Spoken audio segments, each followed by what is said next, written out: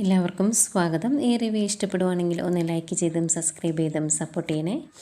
അപ്പം നന്ദുവിനോട് കുറേ തർക്കിക്കുന്നുണ്ട് ജലജ അഭിക്ക് ജാമ്യം കിട്ടാൻ വേണ്ടി. പക്ഷേ നന്ദു പറയുന്നുണ്ട് ഒരു കാരണവശാലും ഏത് കൊടുകുത്തിയ വക്കീൽ വന്നാലും ഞാൻ ജാമ്യം തരികയില്ല എന്ന് തന്നെ പറയുന്നു. അന്നേരം അഭിയെ കാണാൻ എന്തെങ്കിലും വിലക്കുണ്ടോ എന്ന് ചോദിക്കുമ്പം അതൊന്നുമില്ല, നിങ്ങൾക്ക് പോയി കാണാമെന്ന് പറയുവാണ്. ജലജ അഭിയെ കാണാനായിട്ട് അങ്ങ് പോയി കഴിയുമ്പോൾ വക്കീൽ നന്ദുവിനോട് ചോദിക്കുന്നുണ്ട്, നിങ്ങളുടെ സ്വന്തം ചേച്ചിയുടെ ഭർത്താവല്ലേ, എന്തെങ്കിലും വിട്ടുവീഴ്ച ചെയ്യാൻ പാടില്ലേ എന്ന്. അന്നേരം നന്ദു പറയുന്നുണ്ട്, ഇതിനകത്ത് ഞാൻ ബന്ധവും സ്വന്തവും ഒന്നും നോക്കില്ല. എൻ്റെ സ്വന്തം അച്ഛൻ തെറ്റ് ചെയ്താലും ഞാൻ ഇങ്ങനെ തന്നെ പെരുമാറും. അങ്ങനെ പെരുമാറാൻ എനിക്ക് സാധിക്കുന്നില്ലെങ്കിൽ ഈ ഇട്ടിരിക്കുന്ന കുപ്പായം ഞാനങ്ങ് ഊരി വയ്ക്കും, അത്രയേ ഉള്ളൂ എന്നാണ് നന്ദു പറയുന്നത്. ഏതായാലും ജലജ അബിയെ പോയി കാണുമ്പോൾ അബിക്ക് ആകെ സങ്കടമാട്ടോ. അമ്മ ഞാനിനി എന്താ അമ്മ ചെയ്യുന്നത്, എങ്ങനെയെങ്കിലും ജാമ്യം എടുത്തു തരാൻ നോക്ക് എന്നൊക്കെ പറയുവാണ്. അന്നേരം ജലജ പറയുന്നുണ്ട്, എന്ത് ചെയ്യാനാ, അവളുടെ കാല് പിടിച്ചാൽ പോലും എന്ത് സംഭവിച്ചാലും ജാമ്യം തരികയില്ല എന്നൊരൊറ്റ കാര്യത്തിൽ ഉറച്ചു നിൽക്കുവാണ് അവൾ. ഇനിയിപ്പോൾ എന്താ ചെയ്യണ്ടേ എന്നറിയത്തില്ല എന്ന് പറയും. അന്നേരം അബി പറയുന്നുണ്ട്, എന്നെ കോടതിയെ ഹാജരാക്കിയിട്ടുണ്ടെങ്കിൽ ഉറപ്പായിട്ടും റിമാൻഡ് ചെയ്യും, പിന്നെ ഞാൻ ജയിൽ പുള്ളിയല്ലേ എന്നൊക്കെ ചോദിക്കുന്നുണ്ട്. അന്നേരം ജലജ പറയുന്നുണ്ട്, വക്കീൽ പറഞ്ഞത് ഒരു കാരണവശാലും ജാമ്യം കിട്ടാത്ത വകുപ്പുകൾ ഉൾപ്പെടുത്തിയാണ് എഫ്ഐആർ തയ്യാറാക്കിയേക്കുന്നത് എന്നാണ്. ഇനിയിപ്പോൾ എന്താ ചെയ്യാൻ പറ്റുന്നതെന്ന് ഞാൻ നോക്കാം എന്ന് പറയുമ്പം അഭി പറയുവാണ്, അമ്മ ഒരു കാര്യം ചെയ്യണം, നവ്യെ നന്നായിട്ട് ചൂട് പിടിപ്പിക്കണം, അങ്ങനെ അവളെ കൊണ്ട് ആ കുടുംബം കുളം തോണ്ടിക്കണം എന്നൊക്കെയാണ് പറയുന്നത്. ഏതായാലും അതൊക്കെ സമ്മതിച്ചുകൊണ്ട് ജലജ അവിടുന്ന് പോരുന്നുണ്ട്. പിന്നീട് നയനയും ഗോവിന്ദനെയും കനകയൊക്കെയാണ് കാണിക്കുന്നത്. എല്ലാവർക്കും ഭയങ്കര സങ്കടമാണ് അഭിയുടെ കാര്യം ഓർക്കുമ്പം. ഗോവിന്ദൻ പറയുന്നുണ്ട്, എന്ത് ചെയ്യാനാ, അവൻ ഒറ്റയൊരുത്തനാണ് ആ കുടുംബം നശിപ്പിക്കുന്നത്, അത് നവ്യമോളോട് നമുക്ക് തുറന്നു പറയാനും സാധിക്കുന്നില്ലല്ലോ എന്നൊക്കെ ഇങ്ങനെ പറഞ്ഞിരിക്കുമ്പോഴാണ് നയനെ ദേവയാനി വിളിക്കുന്നത്. നയനെ 2 ദിവസം ഇവിടെ കനകയുടെയും ഗോവിന്ദൻ്റെയും കൂടെ നിൽക്കാം എന്നോർത്ത് വന്നേക്കുന്നതാണ്. പക്ഷെ ദേവയാനിക്ക് അവിടെ ഇരിക്കപ്പുറതിയില്ല. നയന ഭക്ഷണം കഴിച്ചോ എന്തെടുക്കുവാണ് എന്നൊക്കെ അറിയാത്തതുകൊണ്ട് അതുകൊണ്ട് വിളിക്കുവാണ്. അന്നേരം നയന പറയുന്നുണ്ട്, ഞാൻ എൻ്റെ അമ്മയുടെ അടുത്തോട്ടല്ലേ വന്നേക്കുന്നത്, അതുകൊണ്ട് പ്രശ്നമൊന്നും ഉണ്ടാകുകയില്ല, അമ്മ എൻ്റെ എല്ലാ കാര്യങ്ങളും നോക്കിക്കോളും എന്നൊക്കെ പറയുവാണ്. അന്നേരം കനക അടുത്തുണ്ടോ എന്ന് ചോദിക്കും, ഉണ്ടെന്ന് പറയും. അന്നേരം ഒന്ന് കൊടുത്ത് ഞാനൊന്ന് സംസാരിക്കട്ടെ എന്ന് പറയുവാണ്.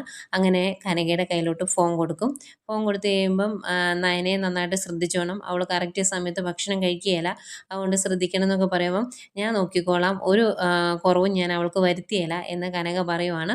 അത് കഴിഞ്ഞ് കനക പറയുവാണ്, എന്ത് ചെയ്യാനാണ്, ഞങ്ങൾക്കിപ്പം കഷ്ടകാലമാണെന്നാണ് തോന്നുന്നത്, നന്ദൂട്ടൻ്റെ വിവാഹ നിശ്ചയം മുടങ്ങി, ഇപ്പം നവ്യയുടെ കാര്യം ഇങ്ങനെയായി, ഇതിനിടയ്ക്ക് ആകെ ഉള്ളൊരു സന്തോഷം എന്ന് പറഞ്ഞാൽ അത് നയനമോളുടെ കാര്യം മാത്രമേ ഉള്ളൂ എന്നൊക്കെ പറയുക. അന്നേരം ദേവയാനി പറയുന്നുണ്ട്, എന്ത് ചെയ്യാനാ, നവ്യയ്ക്ക് വേണ്ടി ഞങ്ങൾ ചെയ്ത കാര്യങ്ങൾ എന്തൊക്കെയാണ് എന്ന് കനകയ്ക്ക് അറിയാലോ. അബി ഇത്രയും വലിയ തെറ്റ് ചെയ്തിട്ടും അത് ആദർശ ഏറ്റെടുത്തത് കുടുംബം തകരാതിരിക്കാനാണ്, നവ്യയുടെ കുടുംബജീവിതം ഇല്ലാതാകാതിരിക്കാൻ വേണ്ടിയാണ്. പക്ഷെ അതൊന്നും അവൻ കണക്കാക്കുന്നില്ല. എന്നിട്ടും അവൻ വീണ്ടും വീണ്ടും തെറ്റുകൾ ചെയ്യുവാണ്. അവൻ ഒരുത്തൻ കാരണം ഈ കുടുംബം എത്രത്തോളം നാണം കെടുന്നുണ്ട് എന്ന് കനകയ്ക്ക് അറിയാവുന്നതല്ലേ.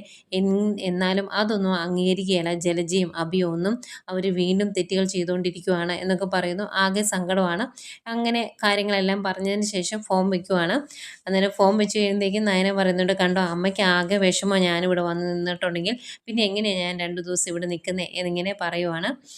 എന്നാലും അതിനിടയ്ക്ക് വീണ്ടും ഇവർ ഈ നവ്യയുടെ കാര്യം തന്നെയാണ് പറയുന്നത്. എല്ലാവർക്കും ഭയങ്കര വിഷമമാട്ടോ. പിന്നീട് ജാനകിയും അജയനെയും കാണിക്കുന്നുണ്ട്. ജാനകി ഇങ്ങനെ എന്തൊക്കെയോ ആലോചിച്ചിരിക്കുകയാണ്. അന്നേരം അജയൻ വന്നിട്ട് ചോദിക്കും, എന്താടി നിൻ്റെ മരുമകളെക്കുറിച്ചാണ് ഓർക്കുന്നത് എന്ന് ചോദിക്കുമ്പോൾ, അവളെക്കുറിച്ചുള്ള സത്യങ്ങളെല്ലാം ഞാൻ അറിഞ്ഞതല്ലേ, അതുകൊണ്ട് ഇനി ഞാൻ അവളെപ്പറ്റി ഓർക്കില്ല, അവളെപ്പറ്റി ചിന്തിക്കത്തില്ല, അതിൻ്റെ ആവശ്യമില്ല, അവളിങ്ങോട്ടും ഇനി വരികയല്ലോ എന്നിങ്ങനെ പറയുവാണ്. അന്നേരം അജയൻ പറയുന്നുണ്ട്, ഇനിയെങ്കിലും നിൻ്റെ തലയ്ക്കകത്ത് വെളിവ് വീണ്ടില്ലെങ്കിൽ നിന്നെ ഈ കുടുംബത്തിൽ വെച്ചുകൊണ്ടിരിക്കുന്നതിൽ വലിയ കാര്യമൊന്നുമില്ല, അതുകൊണ്ട് ഞാൻ ചോദിച്ചതാണ് എന്ന് പറയും. അന്നേരം ജാനകി പറയുന്നുണ്ട്, എനിക്ക് തെറ്റുപറ്റി, അത് ഞാൻ അംഗീകരിച്ചു, ഇപ്പം ഞാൻ അവളെക്കുറിച്ച് ഓർക്കാറ് പോലുമില്ല. ഏതായാലും എൻ്റെ മകൻ്റെ വിവാഹം നടക്കും, അതിന് ആ നന്ദു വേണ്ട എന്ന് മാത്രമേ ഉള്ളൂ. എൻ്റെ കുടുംബത്തിലും ഒരുപാട് നല്ല പെൺകുട്ടികളുണ്ട്, അവരെ കൊണ്ട് വേണമെങ്കിൽ എൻ്റെ മോനെ വിവാഹം കഴിപ്പിക്കാവുന്ന കാര്യമേ ഉള്ളൂ, നന്ദുവിൻ്റെ കാര്യം മാത്രം ഞാൻ സമ്മതിച്ച് തരത്തില്ല കേട്ടോ എന്ന് പറയും. അന്നേരം അജയൻ പറയുന്നുണ്ട്, അതിന് നന്ദുവിൻ്റെ കാര്യം ഇവിടെ ഇപ്പോൾ ആരാ പറഞ്ഞത്, അങ്ങനെ ആരും ഇവിടെ സംസാരിക്കുന്നില്ലല്ലോ എന്ന് പറയുമ്പം, ഇല്ല, പലരുടെയും മനസ്സിൽ അങ്ങനെ ഒരു ആഗ്രഹമുണ്ട് എന്ന് എനിക്കറിയാം, പക്ഷെ ഞാനത് സമ്മതിച്ച് തരത്തില്ല. ഒരു കുടുംബത്തിൽ നിന്ന് 3 മരുമക്കൾ ഈ വീട്ടിലോട്ട് വേണ്ട. അതുകൊണ്ട് അതിനെപ്പറ്റി ആരും ചിന്തിക്കണ്ട. ഇനി അങ്ങനെ എന്തെങ്കിലും ഉണ്ടായിട്ടുണ്ടെങ്കിൽ ഞാൻ പ്രശ്നം ഉണ്ടാക്കുമെന്ന് ജാനകി പറയുന്നുണ്ട്. എന്നിട്ട് ജാനകി ചോദിക്കുന്നുണ്ട്, അഭി തെറ്റ് ചെയ്തപ്പം എല്ലാവരും അതിനെതിരെ പ്രതികരിച്ചു. പക്ഷെ ആദർശ് അങ്ങനെ ഒരു തെറ്റ്, അതിനേക്കാൾ വലിയ തെറ്റ്, അഭി ചെയ്തതിനേക്കാൾ വലിയ തെറ്റ് ചെയ്തിട്ടും എന്തുകൊണ്ടാണ് നിങ്ങൾ ആരും പ്രതികരിക്കാത്തത്? അതിനെ അംഗീകരിച്ചു കൊടുക്കുന്നത് എന്തുകൊണ്ടാണ് എന്നൊക്കെ ചോദിക്കുവാണ്. അന്നേരം അജയൻ പറയുന്നുണ്ട്, അതിനകത്ത് വേറെ പല സത്യങ്ങളുണ്ട്. അതൊന്നും നിന്നോട് തുറന്നു പറയാൻ പറ്റത്തില്ല. കാരണം നീ ആ ജലജയുടെയും മോൻ്റെയും കൂടെയല്ലേ. അതുകൊണ്ട് അത് പറ്റത്തില്ല എന്ന് പറയും. അന്നേരം ജാനകി പറയുന്നുണ്ട്, ഞാനിപ്പം അവരുടെ കൂടെയൊന്നുമില്ല. എൻ്റെ മരുമകളെ ഞാൻ സ്നേഹിച്ചിരുന്നു. ആ സമയത്ത് അവളെ സപ്പോർട്ട് ചെയ്ത അവരുടെ കൂടെ ഞാൻ നിന്നു. പക്ഷേ ഇപ്പം ഞാൻ അങ്ങനെയൊന്നും അല്ല എന്ന് പറഞ്ഞിട്ട് അങ്ങ് ജാനകി പോകും. ജാനകിക്ക് ഭയങ്കര സംശയമാട്ടോ ആദർശിൻ്റെ കാര്യത്തിൽ. എന്താണ് എല്ലാവരും ആദർശിനെ സപ്പോർട്ട് ചെയ്യുന്നത് എന്നോർത്ത്. അതുകൊണ്ട് തന്നെ ആ കാര്യങ്ങളെല്ലാം ദേവയാനിയോട് പോയി ചോദിക്കുന്നുണ്ട്. അന്നേരം ജാനകി തുറന്ന് പറയുന്നുണ്ട്, ഇവിടെ അച്ഛൻ ആദർശിനെ അംഗീകരിക്കണമെങ്കിൽ അതിനകത്ത് എന്തെങ്കിലും കാര്യം കാണും. അതുപോലെ ഏട്ടത്തിയും അവനെ അംഗീകരിച്ചല്ലോ, എന്താണ് കാരണം എന്നൊക്കെ ചോദിക്കുവാണ്. അന്നേരം ദേവയാനി പറയുന്നുണ്ട്, ആദർശ് എന്നോട് വന്ന് പറഞ്ഞു, അമ്മേ അവൻ ഇതിൻ്റെ അകത്ത് തെറ്റുകാരനല്ല, ഇതിൻ്റെ അകത്ത് വലിയൊരു ചതി നടന്നിട്ടുണ്ട്. പക്ഷെ ആ ചതി ഉണ്ടെങ്കിൽ പോലും ആ കുട്ടി ഏറ്റെടുക്കാതിരിക്കാൻ നമുക്ക് സാധിക്കത്തില്ല എന്ന് പറഞ്ഞു. അത് നയനമോൾ അംഗീകരിച്ചു. അതുകൊണ്ട് തന്നെ ഞാനും അംഗീകരിച്ചു. എൻ്റെ മോൻ തെറ്റ് ചെയ്യില്ല എന്ന് എനിക്ക് ഉറപ്പുണ്ട്. അതുകൊണ്ട് ഞാൻ അതിനകത്ത് കൂടുതൽ ചോദ്യം ചെയ്യാൻ പോയില്ല എന്ന് പറയും. അന്നേരം ജാനകി പിന്നെ എടുത്തു ചോദിക്കുന്നുണ്ട്, പിന്നെ ഇതിൻ്റെ പുറകിൽ എന്തെങ്കിലും കള്ളത്തരം ഉണ്ടെങ്കിൽ അതറിയാതെ ഏട്ടത്തി അത് അംഗീകരിച്ചു കൊടുക്കില്ലല്ലോ, എന്താ സത്യം എന്ന് ചോദിക്കുവാണ്. അന്നേരം ദേവയാനി പറയുന്നുണ്ട്, അതിൻ്റെ അകത്തെ സത്യങ്ങളൊന്നും എനിക്കറിയത്തില്ല. നീ അതിൻ്റെ പുറകെ ഇനി അന്വേഷിച്ച് പോകേണ്ട കാര്യമില്ല. അത് കഴിഞ്ഞ കാര്യമല്ലേ എന്ന് ചോദിക്കുവാണ്. അന്നേരം ജാനകി പറയുന്നുണ്ട്, ആദർശ് അങ്ങനെ ഒരു തെറ്റ് ചെയ്തിട്ടുണ്ടെങ്കിൽ അത് ഒരിക്കലും എനിക്ക് അംഗീകരിക്കാൻ സാധിക്കത്തില്ല. ഇനി ഇതിൻ്റെ പുറകിൽ വേറെ എന്തെങ്കിലും കാര്യമുണ്ടെങ്കിൽ അതൊന്ന് തുറന്നു പറഞ്ഞെന്നോർത്ത് എന്താ കുഴപ്പം എന്ന് ചോദിക്കും. അന്നേരവും ദേവയാനി പറയുന്നില്ല, ഉരുണ്ട് കളിക്കുവാണ്. അന്നേരം എന്തെങ്കിലും ഉണ്ടെങ്കിൽ ഒരുപാട് കാലമൊന്നും മൂടി വയ്ക്കാൻ സാധിക്കത്തില്ല. എന്നാണെങ്കിലും സത്യം പുറത്തേക്ക് തന്നെ വരും എന്നൊക്കെ പറഞ്ഞിട്ട് ജാനകി അങ്ങോട്ട് പോവാണ്. പോയി കഴിയുമ്പം ദേവയാനി ഇങ്ങനെ മനസ്സിൽ ഓർക്കുന്നുണ്ട്, വേണമെങ്കിൽ അവളോട് തുറന്നു പറയാവുന്ന കാര്യമുള്ളൂ. അവളുടെ സ്വഭാവമൊക്കെ മാറി തുടങ്ങി. പക്ഷേ എപ്പോഴാണ് അപ്പുറത്തെ ഭാഗത്തേക്ക് ചാടുന്നതെന്ന് അറിയത്തില്ല. അതുകൊണ്ട് ഇതിങ്ങനെ തന്നെ ഇരിക്കട്ടെ എന്നിങ്ങനെ മനസ്സിൽ ഓർക്കുന്നുണ്ട് കേട്ടോ ദേവയാനി. അത് കഴിഞ്ഞ് പുറത്തേക്ക് പോകുന്ന ജാനകി പിന്നെയും ഇങ്ങനെ ആലോചിച്ചുകൊണ്ടിരിക്കുകയാണ്. ആ സമയമാണ് അങ്ങോട്ടേക്ക് ജലജ വരുന്നത്. അന്നേരം ജലജ പറയുന്നുണ്ട്, നീ കണ്ടല്ലോ, അഭി ഒരു തെറ്റ് ചെയ്തപ്പം എല്ലാവരും അതിനെതിരെ പ്രതികരിച്ചു. പക്ഷേ ആദർശ് തെറ്റ് ചെയ്തപ്പം എല്ലാവരും ആ കൂടെ നിന്ന് അവനെ പ്രോത്സാഹിപ്പിക്കുകയാണ് ചെയ്തത്. ഇതാ പറയുന്നത് ഞാനും എൻ്റെ മകനും ഒക്കെ ഇവിടെ പുറമ്പോക്കാണെന്ന്. നിനക്കത് മനസ്സിലായില്ലേ എന്നൊക്കെ ചോദിക്കുവാണ്. അന്നേരം ജാനകി പറയുന്നുണ്ട്, എന്തൊക്കെ പറഞ്ഞാലും അഭി ചെയ്തത് തെറ്റ് തന്നെയാണ്, അതിനെ ന്യായീകരിക്കാൻ എനിക്ക് സാധിക്കത്തില്ല എന്ന്.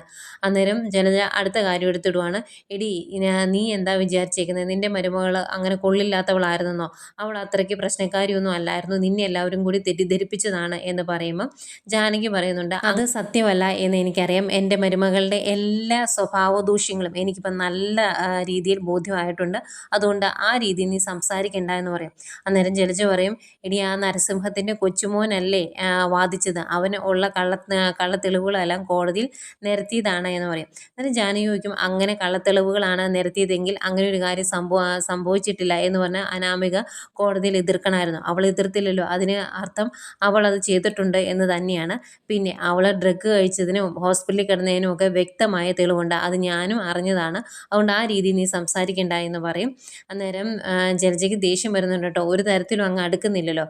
അന്നേരം ജാനകി പറയുന്നുണ്ട്, ഈ ഒരു കാര്യം പറഞ്ഞ് നീ അഭിയനായിരിക്കാൻ വേണ്ടി വരണ്ട, അഭിയുടെ തെറ്റ് ഞാൻ ഒരിക്കലും അംഗീകരിച്ച് തരത്തുമില്ല കേട്ടോ എന്ന് പറയുന്നതെങ്കിലും തുള്ളിച്ചാടി അങ്ങ് പോവാണ്.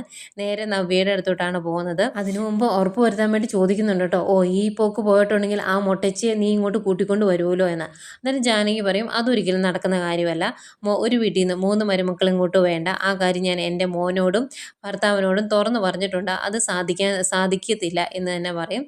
ഏതായാലും റൂമിൽ ചെന്നിട്ട് നവ്യയും ഇളക്കി വിടാനുള്ള കാര്യങ്ങളൊക്കെ ചെയ്യുന്നുണ്ട്. നവ്യയോട് പറയുവാണ്, നമ്മൾ ഈ വീട്ടിൽ പുറമ്പോക്കാണ്, ആദർശ് ഇത്രയും വലിയ തെറ്റ് ചെയ്തിട്ടും എല്ലാവരും അവൻ്റെ കൂടെ നിൽക്കുന്നു, അഭി ഒരു ചെറിയ തെറ്റ് ചെയ്തപ്പോൾ പോലും അവനെ ശിക്ഷിക്കാനാണ് എല്ലാവർക്കും ഉത്സാഹം എന്നൊക്കെ പറയുക.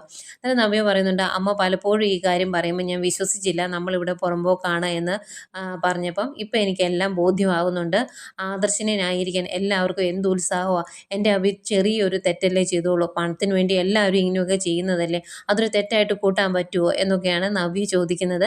എന്നിട്ട് അന്നേരം ജലജ പറയുന്നുണ്ട്, മോളെ ഇനിയിപ്പം നമ്മൾ ഒന്നിച്ച് നിൽക്കണം, എന്തെങ്കിലും ഒരവസരം നമുക്കും കിട്ടാതിരിക്കില്ല, അങ്ങനെ കിട്ടുന്ന സമയത്ത് നമുക്ക് ആഞ്ഞടിക്കണം, അതിനു വേണ്ടി കാത്തിരിക്കണം എന്നൊക്കെ പറയുവാണ്.